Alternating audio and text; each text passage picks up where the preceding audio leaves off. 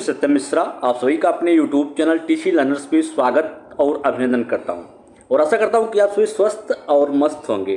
तो दोस्तों बिल्कुल अगर हम यहां पे बात करें तो सीटेट 2025 ईवीएस का प्रैक्टिस सेट नंबर 36 है, जो कि आपके सीटेट के लिए तो महत्वपूर्ण है ही, साथ में ऑल टीचिंग एग्जाम्स अगर हम बात करें, चाहे कोई भी टीचिंग एग्जाम्स हो, हर एक परीक्षा के लिए जो है वो महत्वपूर्ण है। तो दोस्तों ज़रूर यहाँ पे शुरू से अंत तक पूरा वीडियो देखिएगा और लाइक भी कर दीजिएगा और शेयर भी कर दीजिएगा, ताकि आपके साथ साथ आपके जो दोस्त हैं उनको भी फ़ायदा हो सके। तो चलिए स्टार्ट करते हैं आज की क्लास का पहला प्रश्न। बिल्कुल पहला प्रश्न आपके सामने जो है वो आने वाला है और अच्छा प्रश्न है, लगा लीजिए स्टार। बिल्कुल आपके परीक्षा के लिए महत्वपूर्ण है। मधुमक्खी पालन के बारे में सही कथन का चयन कीजिए। पहला कथन दिया गया है कि जनवरी से मार्च मधुमक्खी पालन शुरू करने का सबसे अच्छा समय जो है माना जाता है। दूसरा कथन है यहाँ पे कि मधुमक्खी लीची के फूलों को आकर्षित होती है। तीसरा है कि मधुमक्खियों को रखने और उनके द्वारा उत्पादित शहद को संग्रहित करने के लिए बक्से की आवश्यकता जो है होती है। चौथा है कि मधुमक्खियों के लिए जो है शरबत बनाने के लिए चीनी जो है वो खरीदी जाती है। बिल्कुल अगर हम बात करें तो यहाँ पे मधुमक्खी जो होता है एक प्रकार का कीट होता है। ये अपने द्वारा उत्पादित मधुर शहद के लिए जो है वो जानी जाती है। बिल्कुल इनके द्वारा जो उत्पादित शहद होता है उसके लिए ही जो है ये जानी जाती है। मधुमक्खी जो है फूलों से मधु को जो है एकत्रित करती हैं। यह मधु उनके छत्तों में शहद में जो है वो परिवर्तित हो जाता है। इन मधुमक्खियों से जो है शहद एकत्रित किया जाता है। और अगर बात करें तो हम मधुमक्खी पालन के लिए जो समय यहाँ पे दिया गया है कि मधुमक्खी पालन का जो समय होता है जनवरी से मार्च का होता है, ये बिल्कुल गलत है। क्योंकि मधुमक्खी पालन का जो समय होता है, आपको बता दें कि मधुमक्खियों के पालन का बिल्कुल जो समय होता है यहाँ पे, वो समय होता है आपके अक्टूबर से लेकर दिसंबर का महीना जो होता है मधुमक्खी पालन के लिए। अक्टूबर से दिसंबर की बात की जाए तो मधुमक्खी पालन के लिए सबसे उपयुक्त होता है। वहीं दूसरा जो कथन दिया गया है कि मधुमक्खी लीची के फूलों से आकर्षित होती है, तो बिल्कुल सही बात है। मधुमक्खियों को रखने और उनके द्वारा उत्पादित शहद को संग्रहित करने के लिए या उनको इकट्ठा करने के लिए बक्से की आवश्यकता होती है, बिल्कुल सही। मधुमक्खियों के लिए शरबत बनाने के लिए चीनी जो है वो खरीदी जाती है। चीनी पैदा होती नहीं, उसको खरीदना ही पड़ेगा। तो बिल्कुल यहाँ पे इस प्रश्न का जो राइट जवाब होगा दूसरा, तीसरा और चौथा जो है वो बिल्कुल सही जवाब होगा। यानी इस प्रश्न का राइट जवाब क्या हो जाएगा, ऑप्शन नंबर जो 3 है वो बिल्कुल सही होगा। चलेंगे भैया हम अगले प्रश्न पे, और अगला प्रश्न आपके सामने जो है वो आने वाला है। और यहाँ पे इस प्रश्न में पूछा गया है कि सतत और व्यापक मूल्यांकन का मुख्य उद्देश्य होता है। पहला कि स्कूल में उपस्थिति के दौरान बच्चों के हर पहलू का मूल्यांकन करना, स्कूल में उपस्थिति के दौरान बच्चों की रुचि का मूल्यांकन करना, स्कूल में उपस्थिति के दौरान बच्चों के ज्ञान और समझ का मूल्यांकन करना, स्कूल में उपस्थिति के दौरान बच्चों के कौशल का मूल्यांकन करना। हम यहाँ पे बात करें तो मूल्यांकन की, तो मूल्यांकन जो है जानकारी एकत्र करने और फिर निर्णय लेने की एक प्रकार की क्या होती है, एक प्रक्रिया होती है। यह छात्रों की प्रगति और उपलब्धियों के आंकड़े और साक्ष्य जो होते हैं एकत्र करने के अलावा और कुछ भी नहीं है। न केवल यह औपचारिक परीक्षा है, बल्कि इसमें छात्रों के सीखने का विश्लेषण जो है वो किया जाता है। और स्कूल में उसकी उपस्थिति के दौरान बच्चों के हर पहलू का जो है वो मूल्यांकन जो है वो किया जाता है। उसी के अंतर्गत आपका क्या आता है, सतत और व्यापक मूल्यांकन का मुख्य उद्देश्य होता है कि बच्चों और स्कूल में बच्चों की उपस्थिति के दौरान बच्चे के हर पहलू का मूल्यांकन करना। सतत और व्यापक मूल्यांकन जो है, व्यापक मूल्यांकन शिक्षा जो है इस पर जोर देती है कि विचार प्रक्रिया को बढ़ाना और स्कूल में उसकी उपस्थिति के दौरान बच्चे के हर पहलू का मूल्यांकन करना। एक बच्चे के बुद्धि के शैक्षिक और सशैक्षिक दोनों पहलुओं का आकलन करना जो है वो शामिल होता है। चलेंगे भैया अगले प्रश्न पे, और अगला प्रश्न आपके सामने है। और इस प्रश्न में पूछा गया है कि निम्नलिखित में से कौन सा नियम प्रयास और त्रुटि के सिद्धांत से संबंधित नहीं है। पुनर्बलन का सिद्धांत, तत्परता का सिद्धांत, अभ्यास का नियम या प्रभाव का नियम। प्रयास और त्रुटि के सिद्धांत की बात यहाँ पे की जा रही, तो किसके द्वारा जो है दिया गया था, क्योंकि पूछ रहा था प्रयास एवं त्रुटि का सिद्धांत जो है किस वैज्ञानिक के द्वारा दिया गया था? तो भैया थॉर्नडाइक के द्वारा जो है प्रयास और त्रुटि के सिद्धांत को जो है दिया गया था। और उनका मानना था कि उत्तेजना प्रक्रिया के बीच एक बंधन या संबंध बनाने के कारण सभी सीखने जो है वो लगते हैं। एक व्यक्ति कई परीक्षण जो है करता है, कुछ प्रक्रियाएं व्यक्ति को संतुष्टि नहीं देती है, लेकिन संतोषजनक प्रक्रियाएं मिलने तक वह आगे का जो है परीक्षण करती रहती है। तो बिल्कुल परीक्षण और त्रुटि सिद्धांत के आधार पर थॉर्नडाइक ने यहाँ पे कुछ नियम जो है बनाए थे। तो बिल्कुल यहाँ पे अगर बात करें तो इनके द्वारा तत्परता का नियम दिया गया था, अभ्यास का नियम जो है दिया गया था, और प्रभाव का नियम जो है इनके द्वारा दिया गया था। अगर हम कहें तो पुनर्बलन सिद्धांत जो है प्रयास और त्रुटि के सिद्धांत जो के प्रतिपालक जो है वो नहीं है। तो बिल्कुल इस प्रश्न का राइट जवाब ऑप्शन नंबर जो पहला है वो बिल्कुल सही होगा। अब अगर हम यहाँ पे बात करें कि तत्परता का नियम क्या होता है, तत्परता का नियम होता है कि यदि कोई कुछ सीखने के लिए तैयार नहीं है तो कोई प्रभावी ढंग से नहीं जो है सीख सकता है। रुचि, परिपक्वता, पिछले अनुभवों की आवश्यकता जो है आदि से जो है वो तत्परता आती है। वहीं अभ्यास की बात करें तो बार बार प्रभावी शिक्षण की ओर जो है अग्रसर होता है और परिणामों का ज्ञान इसके लिए एक आवश्यक जो है शर्त होती है। चलेंगे भैया अगले प्रश्न पे, और अगला प्रश्न आपके सामने जो है वो आने वाला है। और इस प्रश्न में पूछा गया है कि मादक दवाओं की लत को नियंत्रित करने के लिए आम तौर पर इस्तेमाल की जाने वाली दवा का नाम क्या है? फोलिक एसिड है, कैन है, एस्कार्बिक अम्ल है और पेथिडीन है। तो बिल्कुल अगर हम बात करें यहाँ पे मादक दवाएं, एक दवा या एक पदार्थ है जो शुरू में मस्तिष्क में रासायनिक अपक्रियाओं के कारण भावनाओं, सोच या व्यवहार को क्या करती है?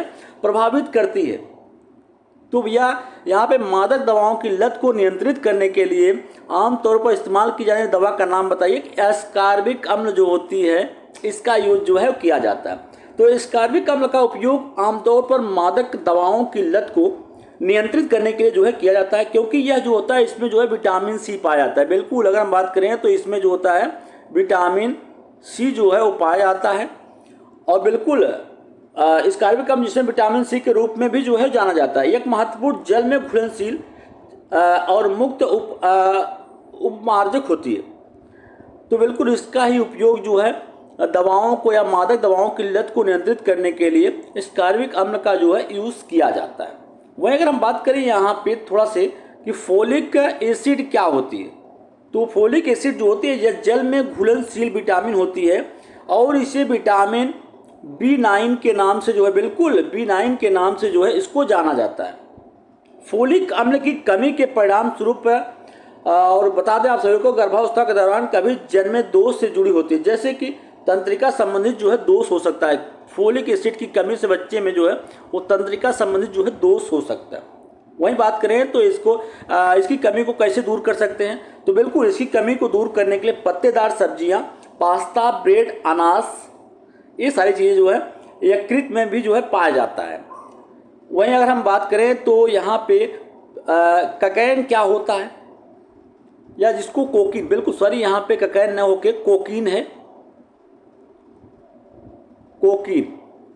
अब कोकीन क्या होती है, अगर हम बात करें कोकीन के बारे में तो यह क्या होती है, एक ऐसी दवा होती है जिसको जो है सूंघा जाता है या धुएं के रूप में जो है वो लिया जाता है, और एक नस में इंजेक्शन के द्वारा भी जो है इसको लिया जाता है। एक प्रकार की क्या होती है, नशीली दवा होती है। चलिए आगे चलेंगे और अगले प्रश्न पे, और अगला प्रश्न यहाँ पे दिया गया है कि पीसी कल्चर क्या है? मधुमक्खी पालन है, मत्स्य पालन है, मुर्गी पालन है, इनमें से कोई नहीं। तो अगर हम बात करें तो पीसी कल्चर जिसका संबंध किससे होता है, मधुमक्खी पालन से होता है। बिल्कुल मधुमक्खी पालन संबंध किसका होता है, पीसी कल्चर का। तो यह शहद और मोम का उत्पादन करने के लिए मधुमक्खियों के देखभाल और प्रबंधन की क्या है, एक प्रकार की प्रथा होती है। मधुमक्खियों को व्यावसायिक रूप से बानर गृहों में पाला जाता है, जो ऐसे क्षेत्र हैं जहां बड़ी संख्या में जो है छत्ते को रखा जा सकता है। मधुमक्खियां आमतौर पर पर्याप्त मधुमक्खी चारागाह वाले क्षेत्रों में स्थापित किए थे, जैसे कि फूलों के पौधों वाले क्षेत्र होते हैं। वह अगर बात करें कि भैया अगर हम बात करें यहाँ पे कि एपी कल्चर, बिल्कुल एपी कल्चर आपका हो गया, वही सेरीकल्चर क्या होता है? सेरीकल्चर जो कि रेशम कीट पालन के लिए होता है, सेरीकल्चर होता है। और आपका पीसी कल्चर जो होता है मत्स्य पालन के लिए जो है वो पीसी कल्चर जो है किया जाता है। मछली पालन, मछली का कृत्रिम प्रजनन या पालन या और कह सकते हैं कि प्रत्यारोपण जो है वो पीसी कल्चर के अंतर्गत आता है। ठीक है, चलेंगे भैया अगले प्रश्न पे। और अगला प्रश्न आपके सामने यहाँ पे स्क्रीन पे, और इस प्रश्न में पूछा गया है कि कक्षा 1 और 2 में पर्यावरण संबंधित अवधारणाओं को डैश के माध्यम से जो है अध्ययन किया जाता है, भाषा, गणित। तो बिल्कुल अगर हम बात करें तो कक्षा 1 और 2 में पर्यावरण से संबंधित सभी अवधारणाएं जो है भाषा एवं गणित के माध्यम से जो है उनका अध्ययन जो है वो किया जाता है। तो बिल्कुल इसका राइट जवाब ऑप्शन नंबर 2 होगा। पर्यावरण अध्ययन एक प्रकार का बहुआयामी विषय होता है जो विभिन्न शैक्षणिक क्षेत्रों के महत्वपूर्ण सिद्धांतों को शामिल किया होता है।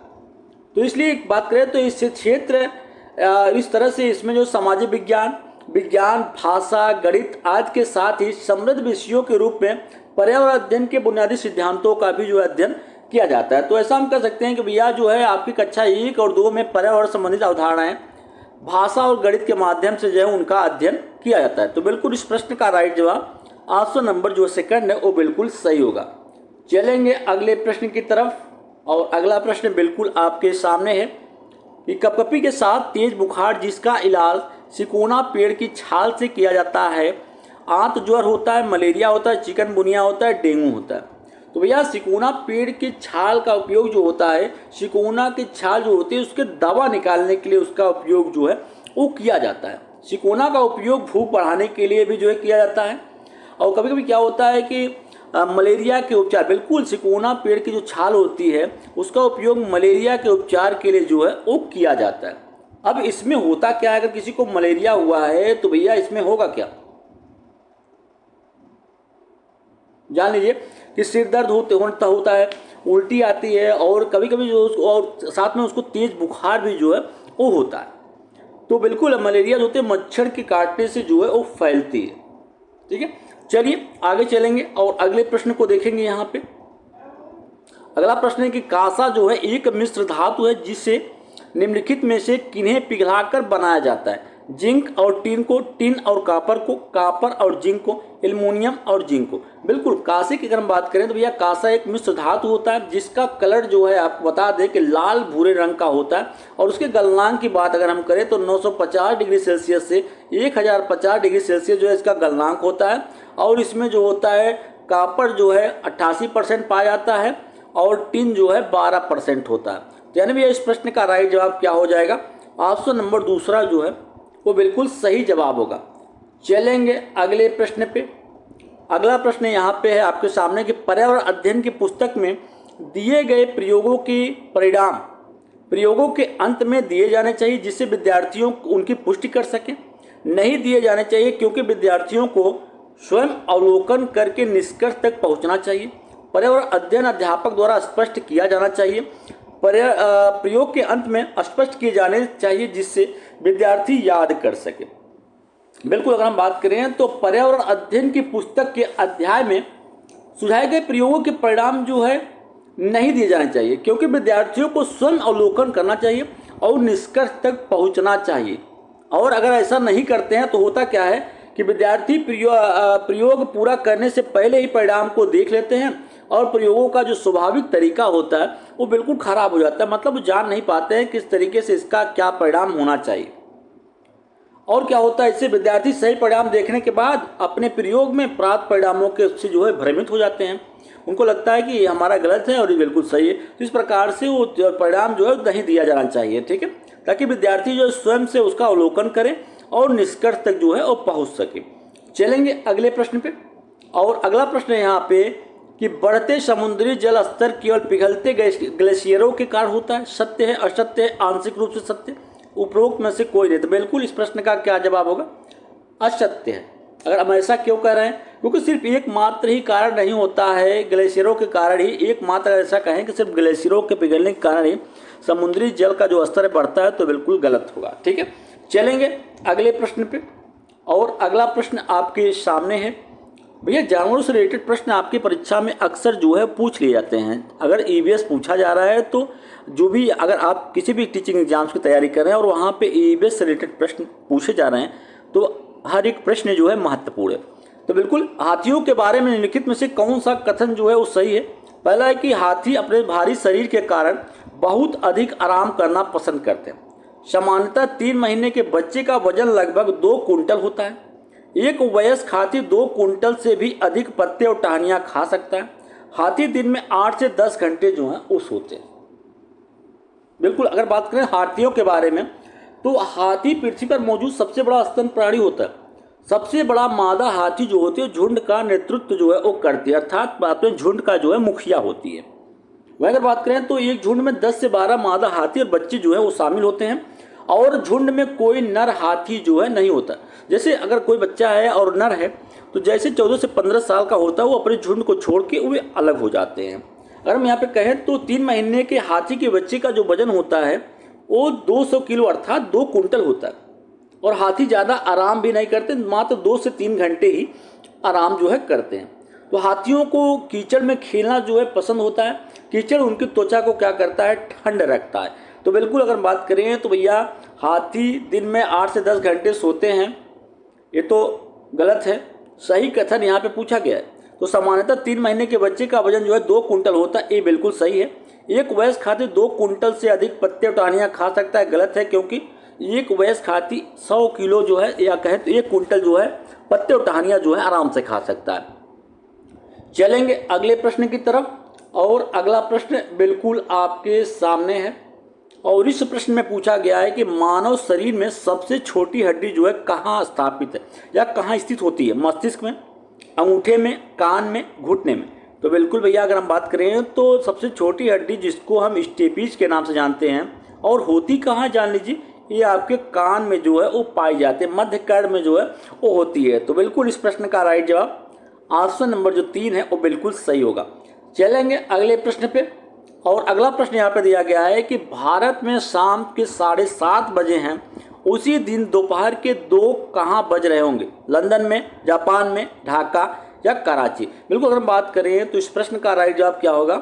लंदन होगा, क्योंकि भारत और लंदन के समय में 5.5 घंटे का जो है डिफरेंस है। चलिए आगे चलें और अगले प्रश्न पे और अगला प्रश्न आपके सामने है। भैया आपको बता दें कि चिड़ियों के घोंसलों से रिलेटेड प्रश्न भी आपकी परीक्षा में जो है अक्सर पूछा जाता है। तो देखिए ये प्रश्न आपके पिछले परीक्षाओं में जो है पूछा गया है, आगे भी जो है पूछे जा सकते हैं।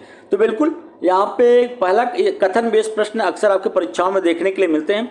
तो बिल्कुल यहाँ पे 2 कथन दिए गए हैं और आपको बताना है कौन सा सही है और कौन सा गलत है। कथन एक दिया गया, कौवे जो है पेड़ के बहुत नीचे डाल पर घोंसला जो है बनाता है। कथन बी दिया गया है कि बीवर पक्षी 2 पत्तों को सिलकर अपना घोंसला जो है बनाता है। तो निम्नलिखित में से सही कथन आपको चुनना है भैया, कौन सा ऑप्शन जो है इसके लिए सही होगा। बिल्कुल अगर हम बात करें तो पहला कथन जो दिया गया है यहाँ पे कि कौवे पेड़ के निचली डाल पर घोंसला बनाते हैं, बिल्कुल क्या है, गलत है। क्यों भैया कि कौवा जो होता है आमतौर पर पेड़ की ऊंची डाल पे जो है घोंसले का निर्माण जो है करता है, न कि बहुत नीचे। वह अगर बात करें तो बीवर पक्षी क्या होता है, बीवर पक्षी जिसे बया पक्षी के नाम से भी जो है वो जाना जाता है, इसको बया पक्षी भी जो है वो कहते हैं, बया पक्षी के नाम से भी जो है जाना जाता है। वही बात करें तो बया पक्षी और 2 पत्तों को सीने की बजाय घास और अन्य पौधों के रेशों से अपने जटिल घोंसले जो है चुनता है और इसी के लिए जो है वो जाना भी जाता है।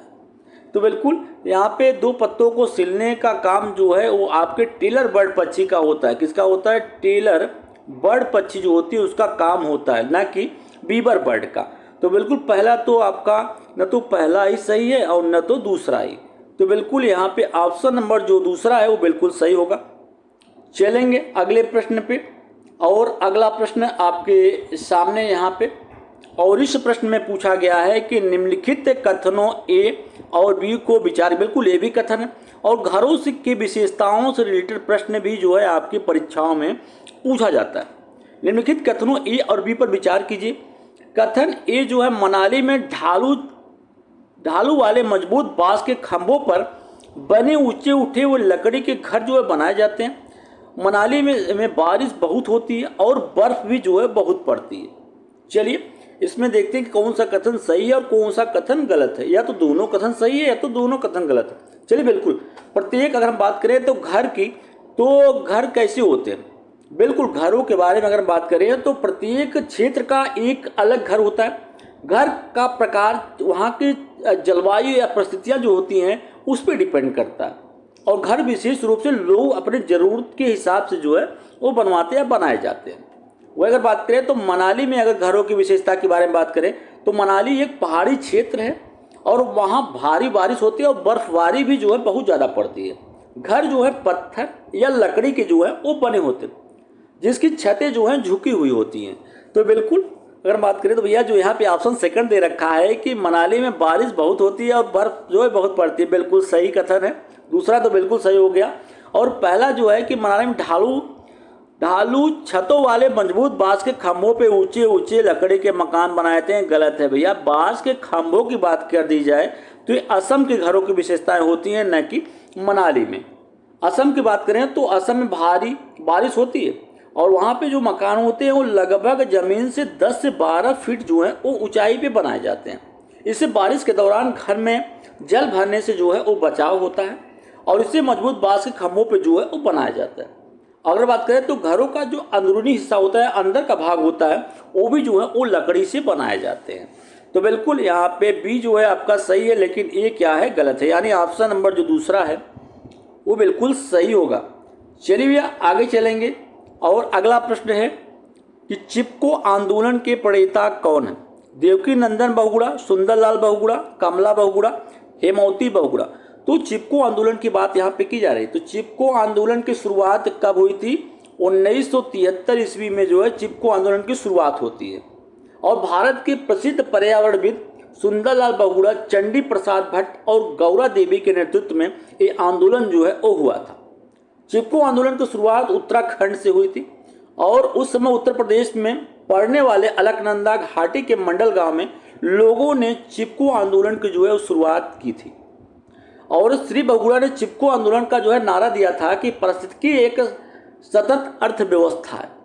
तो बिल्कुल बात करें तो इस प्रश्न का राइट जवाब ऑप्शन नंबर सेकंड जो है बिल्कुल सही होगा। चलेंगे अगले प्रश्न की तरफ और अगला प्रश्न आपके सामने कि भारतीय राष्ट्रीय कांग्रेस की स्थापना 1885 में हुई है। इसमें इसके प्रथम अध्यक्ष कौन थे? महात्मा गांधी, जवाहरलाल नेहरू, गोपाल कृष्ण गोखले, विमेश चंद्र बनर्जी। तो कभी कभी पूछ देता है कि भारतीय राष्ट्रीय कांग्रेस की स्थापना कब हुई थी? तो भैया बिल्कुल 1885 में। इसके प्रथम अध्यक्ष कौन थे? विमेश चंद्र बनर्जी जो थे इसके प्रथम अध्यक्ष थे। चलिए आगे बढ़ते हैं और अगले प्रश्न पे। अगला प्रश्न है बिल्कुल आपके सामने कि निम्नलिखित में से कौन सा सबसे अधिक उत्पादक पारिस्थितिकी तंत्र है? उष्णकटिबंधीय वर्षा वन, टुंड्रा वन, सवाना, रेगिस्तान। तो बिल्कुल इस प्रश्न का राइट जवाब ऑप्शन नंबर फर्स्ट जो है वो बिल्कुल सही हुआ। दोस्तों आप भी जो है देखिएगा पूरा वीडियो और कमेंट जरूर करिएगा और बताइएगा कि कितने प्रश्न आप जो है सही कर पा रहे हैं। बिल्कुल सीटेट 2025 की तैयारी जो है यहाँ पे की जा रही है। नीचे दिए गए घरों के प्रकारों से में से उसे चुनिए जिसे भारी वर्षा वाले क्षेत्रों के गांव में रहने वाले लोगों को बनाना चाहिए।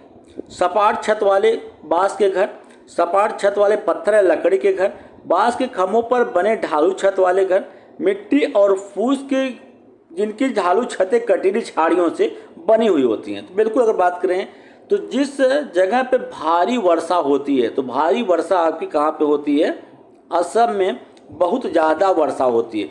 तो यहाँ पे जो घर होते हैं अगर हम बात करें तो घर जो होते हैं बिल्कुल घर आपकी हर एक बिल्कुल जलवायु परिस्थितियों पर जो है डिपेंड करता है और लोग अपनी ज़रूरतों के अनुसार जो है घर को बनाते हैं। तो असम में जो है भारी बारिश होती है तो यहाँ पे जो घर होते हैं 10 से 12 फीट, अगर आप बात करें 10 से 12 फीट जो है ज़मीन से ऊपर जो है बाँस के खंभों पे जो है इनको जो है वो बनाया जाता है। और बिल्कुल और घरों के भीतरी भाग भी जो है वो लकड़ी के जो हैं वो बने हुए होते हैं। तो बिल्कुल इस प्रश्न का राइट जवाब क्या होगा? ऑप्शन नंबर तीसरा कि बिल्कुल इसका राइट जवाब ऑप्शन नंबर तीसरा होगा कि बांस के खंभों पर बने ढालू छत तो वाले घर।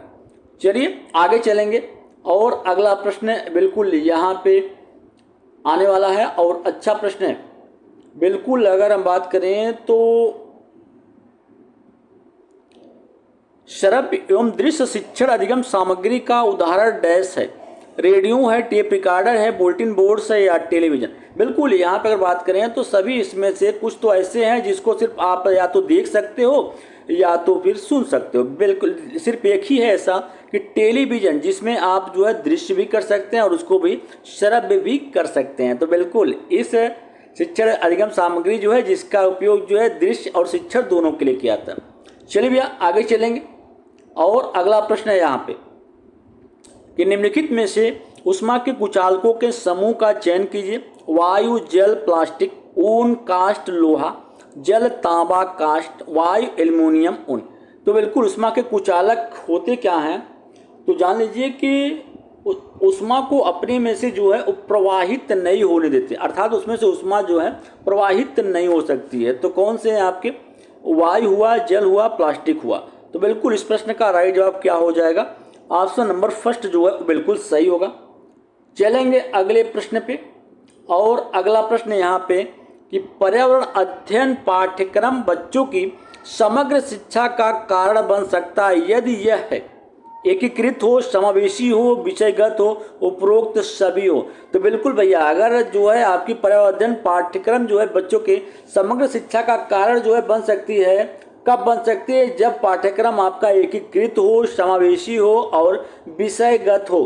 अगर हम बात करें एकीकृत की, तो एकीकृत शिक्षा सुनिश्चित करती है कि पर्यावरणीय अवधारणाओं, बिल्कुल पर्यावरणीय अवधारणाएं जो होते हैं विभिन्न विषयों से जुड़ी हों, जिसके पर्यावरण की अच्छी तरीके से जो है उस समझ मिलती हो। वहीं समावेशी शिक्षा की बात करें तो भैया प्रत्येक बच्चों को उसकी पृष्ठभूमि या क्षमताओं की परवाह किए बिना पर्यावरणीय मुद्दों के बारे में जानने का जो है उनको अवसर मिल सके। वहीं विषयगत क्या होता है, जान लीजिए कि विषयगत शिक्षा पर्यावरण संबंधित प्रमुख विषयों पर केंद्रित होता है, जिसमें बच्चों को गहराई से विषयों का पता लगाने और विभिन्न विचारों के बीच संबंध बनाने की अनुमति जो है वो मिलती है। तो बिल्कुल इस प्रश्न का राइट जवाब ऑप्शन नंबर 4 जो है वो बिल्कुल सही होगा। चलेंगे अगले प्रश्न पे और अगला प्रश्न यहाँ पे आपके सामने है कि एक ईवीएस शिक्षक के रूप में आप चाहते हैं कि आपके विद्यार्थी वयस्कों के आसपास अपनी सुरक्षा के बारे में जागरूक हों ताकि वे अपनी देखभाल जो है वो कर सकें, यौन उत्पीड़न का शिकार न हो। आपको कौन सा कदम जो है सबसे उपयुक्त लगता है? यौन उत्पीड़न की बात यहाँ पे की जा रही है, ठीक है। आजकल आप देखते होंगे दोस्तों इस तरीके की घटनाएं जो है काफ़ी ज़्यादा घटित होती हैं और इसका एक ही कारण होता है कि बच्चों को जो है, छोटे बच्चों के साथ इस प्रकार की घटनाएं घट जाती है क्योंकि उनको जो है कुछ जानकारियाँ जो है नहीं होती और उसके बारे में जो है उनको जो है अवगत कराना चाहिए। बिल्कुल अगर बात करें तो यहाँ पर अगर बात करें तो उन्हें जो है फॉलो पॉक्सो एक्ट 2012 के बारे में बताएं, उन्हें अपरिचित लोगों से दूर रहना सिखाएं, गुड टच और बैड टच के बारे में कार्यशालाएं आयोजित करें, छात्राओं के लिए आत्मरक्षा कार्यशाला आयोजित करें। तो यहाँ पे बिल्कुल एक जो तीसरा ऑप्शन दिया गया है कि गुड टच और बैड टच के बारे में कार्यशालाएं आयोजित करें और ताकि वो समझ सकें कि भैया अगर उनके साथ कोई रह रहा है तो फिर वो अगर उनको छूता है या टच करता है तो किस प्रकार से टच कर रहा है कि वो गलत वे में हो सकता है।